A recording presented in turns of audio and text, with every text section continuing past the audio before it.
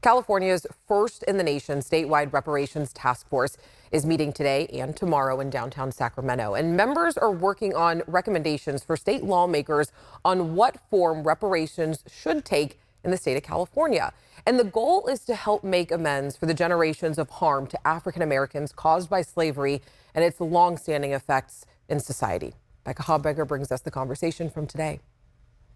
Capital, money, reparations.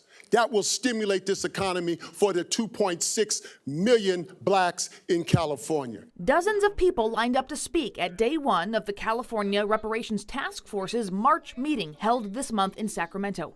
They offered various perspectives on how reparations should look for Black Californians. You can never repay for the damage have been done to Black people in America. So I want to be very clear. Land, land, land. Healthy land.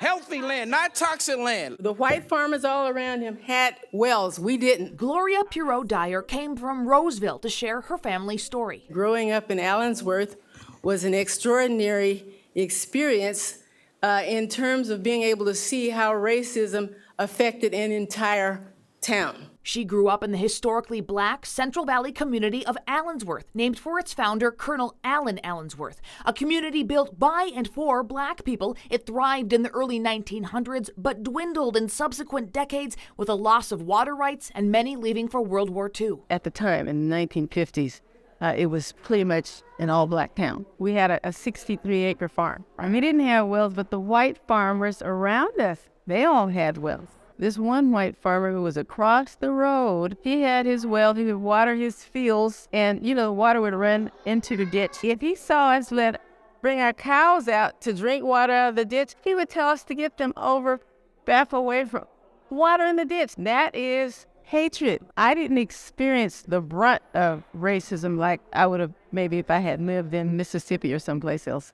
But I saw enough of it to realize the damage that could be done. She says growing up, her parents told her about her enslaved ancestors. They were treated like animals, only worse. She says chattel slavery has done generations of damage. That's why she's advocating for reparations, not only in the form of land and money, but also mental health resources. There are many who still have not been able to reach anywhere near their potential because of the psychological harm.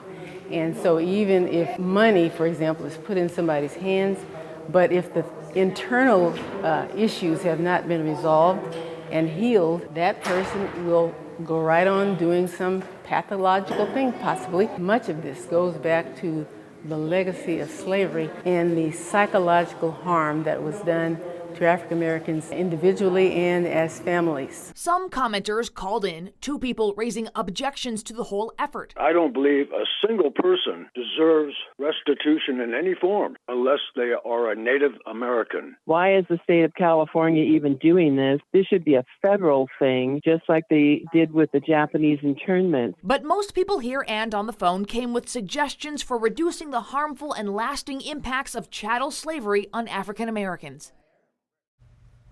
And Becca's with us right now. Becca, what is next? I mean, what do reparations look like, and then who will be eligible? Yeah, at their January meeting, task force members agreed to recommend that the state of California create something called the California African American Freedmen Affairs Agency to implement their recommendations and process claims. Now, those recommendations, those are due to the legislature in a final report this summer. Now, as for who would be eligible, the task force voted last year that Black Californians who descended from enslaved Africans or from a free Black person living in the U.S. prior to the end of the 1800s would be eligible for monetary reparations. And the meeting wasn't just today, it does continue to tomorrow, right? Yeah, absolutely. A public comment begins at 9 a.m. at the Cal EPA building on I Street in downtown Sacramento. Anybody is welcome to attend and to participate in that public comment.